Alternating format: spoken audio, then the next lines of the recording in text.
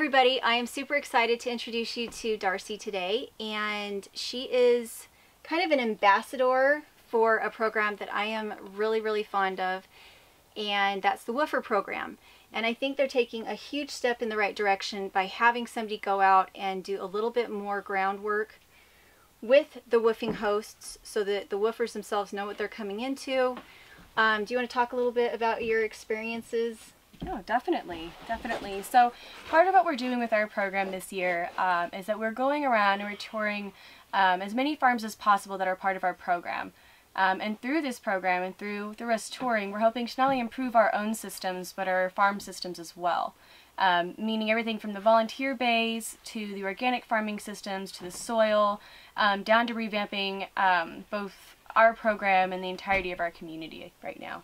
So that's basically what we're trying to do. We have over 24 woofers, or 24 ambassadors coming through the United States right now, going through several different states and doing that, including our own directors and people who've been a part of this program for over 20 years. Well, and weren't you a woofer yourself? Have you been part of the woofing program? Mm-hmm. Yep, so I have also been a part of the woofing program. I've woofed for about 2 years down in Boulder, Utah. I had amazing experiences. And I was super grateful for those, and that's kind of what spurred my passion in coming and being part of the woofing program as a whole, and doing it as an employee instead of just a woofer. Yeah. Okay, so I know that some of the people that I have been really amazed by that have written books later and are amazing organic gardeners started in the WWOOF program. And the reason they started was because they wanted to go apprentice somewhere and learn from somebody else's mistakes before they bought their own land. They wanted to know what kind of land they should look for, what kind of livestock they were really interested in. And so I actually think that for people who want to start homesteading and want to start farming, actually being a woofer is invaluable. I don't think there's any better education out there that you don't have to pay to be in it can teach you as much about the ground skills that you need. Definitely. For myself, it took learning from my woofing experiences to be able to figure out what formal education I even needed. Yeah. A lot of our woofers, unfortunately, will go through formal education processes and then come out and woof and find they never really needed those formal educations, or they want to branch into something different and find themselves stuck in some sort of debt or some sort of circle they're unable to break out of. Yeah.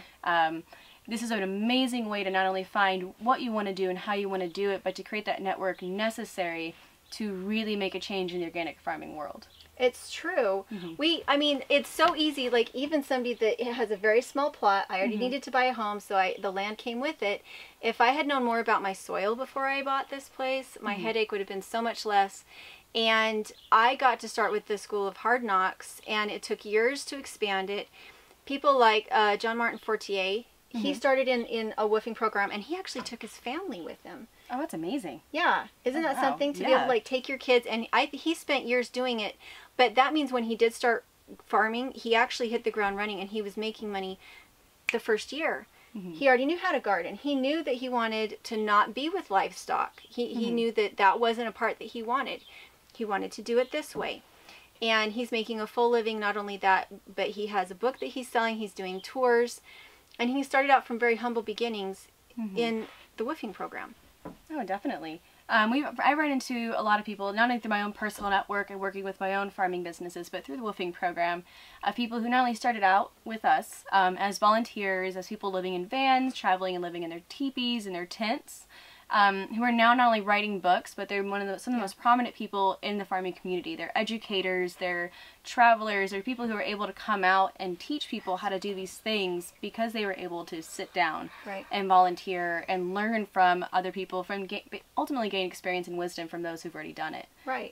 Again, instead of doing a formal education that you're studying from a book and not from experience, a lot of people have found more success with volunteering and really getting out there and getting life experience. Right.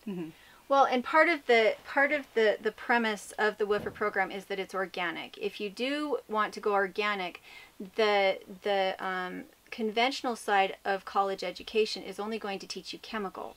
That's exactly what they're like. This is the only way to make money. This is the only way to do it. Go conventional. Go high production monoculture chemical. And if you want to learn from organic gardeners, you have to meet the old granny across the street. Exactly. And that's been a huge thing too, not only on my personal journey, but again through WWOOF. A lot of formal education, even when they say organic, they don't mean organic. they don't teach you soil biology. They don't teach you the interconnectedness of each plant. They teach you monoculture and organic fertilizers that you need to use to create your crop. They don't necessarily teach you how to homestead. They don't necessarily teach you the skill sets to be able to be self-sustainable. They teach you how to use other products to then create a product to then give to other people instead of for yourself. But that again has taken a very long time for myself to get to, because I did grow up in such a way that was what you were supposed to do. You were supposed to get organic fertilizers. You were supposed to support other people. You were supposed to do that and still go to the grocery store. But through my woofing experiences and through workshops and learning from other people and network, I've learned since then that it takes getting to know the land and where you want to be, the community that's around you, and really spending that time to be able to support yourself and other people. Right. And it doesn't have to look the same for everybody. Some people, they go to CSA. Some people, they just do farmers markets. Some people, it's just about feeding your family, but about being part of the community. Exactly. And there's no right or wrong way to do it. It's how do you want to do it, and can you find somebody to mentor you in that particular direction. For us, a really big part of having the woofers here was to have them around our kitchen table. We were eating what came from our property. They were helping with the butchering. They were helping with the harvesting of the greens. They were taking care of the greenhouse. We would harvest what we needed for a meal. We'd bring it in. There was an abundance of food. And we're very quick people here in America, and several of our woofers were from Europe. And it was really interesting to have them sit back and tell us about their culture, trying to understand the language, not really getting it all the time, and having the fun of the community, but the far-flung community of somebody from across the world too. I don't know how else to get that. No. And that's what a lot of farmers run into too. I think what I shared with you earlier is that a lot of our organic farms fail because of the lack of community, not necessarily because of financial reasons. So when you're able to be part of a program that helps you not only create that community from other places, but around you, it changes the entire perspective of your experience with farming. And you're able to gain experience through those woofers and through those volunteers that are helping you out, and helps you also kind of figure out and define what you want and need out of a program, what you want and need out of your own farm. And I think it's really amazing to be able to have that interconnectedness. There's not another program out there that really offers that type of structure and that type of experience. Well, and I think it's really helpful that you're doing what you are right now, because I know that some people want something different, and if the farmer is not very good at verbalizing what they have to offer on the little blog part that you get to write in when you want to be a host, if they're not good at verbalizing that in text, then you have a woofer who showed up thinking he was getting one thing, when in reality he's getting this other thing, and the farmer thinks he's getting one thing because he looked at the woofer profile and he thought, this is what I'm getting, and then it shows up, and we were matched very well.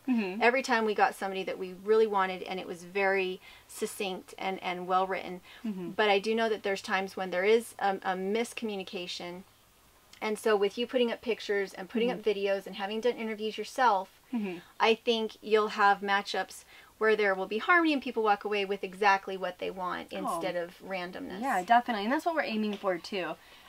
Is to help farmers and woofers really get matched up with those they want to learn from, spend time with, so every experience is positive, so everybody has a great experience, and there's nothing combating, there's no negativity, because we really do want to pull people into farming. We want people to want to come farm and want to come into this community. And the best way for us to be able to help create that is by making sure that we do have the photos and the videos and the descriptions and the right verbiage going, and that's part of the reason why I'm doing what I'm doing, is so we can help improve that aspect of it. And help create those positive experiences, and hopefully continue creating those positive experiences. Well, make sure to go check out the woof. I have to make sure to spell it right. I will put it in the link below, because a lot of people go to the wrong website and they end up like trying to contact people that are trying to come into the U.S. illegally. Like, I've had some friends who... I've heard some of those stories too. It's like, why would you want to be connected with us? And so I'll make sure to put it in the link below correctly so that you can go check it out. And they do have woofers in other countries as well, not just the U.S. So if you're not in the U.S., I know that I've seen some from, I don't know if it was the U.K. It could have been the U.K. I don't, but they're in other countries as well. We definitely have woofers in almost every single country. It definitely depends. You do have to pay for a separate membership. Yeah. For those, but we do have them in several different countries. Yeah, which is, I mean, they're, you know, if you don't want to live in the U.S., some people are like, I want to be in New Zealand because you can grow so many amazing things in New Zealand. It's a big country for homesteaders and people who want to live intentionally. Lots of other countries, lots of other opportunities. And I do think it's wonderful that people are crossing those continental barriers to come in and learn farming. I think that's fantastic. Definitely. And I am more and more drawn to actually going and being a woofer now that I've had people come and woof on my property.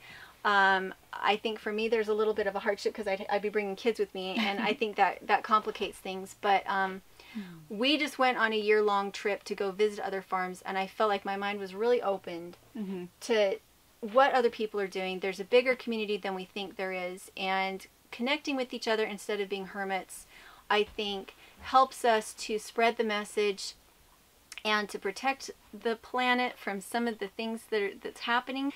And I think that's really valuable. You know, people can do a lot when they are made aware of what's going on, and by being friends and connecting with each other, we can make a difference. So go check that out, and thank you, Darcy. Did you want to leave them with any last tips? Oh, definitely go check the website out and see if you guys are interested, and you know, make sure that we are interconnecting and help one another as much as possible to help create this amazing community. Yeah. So yeah, thank you guys. See ya.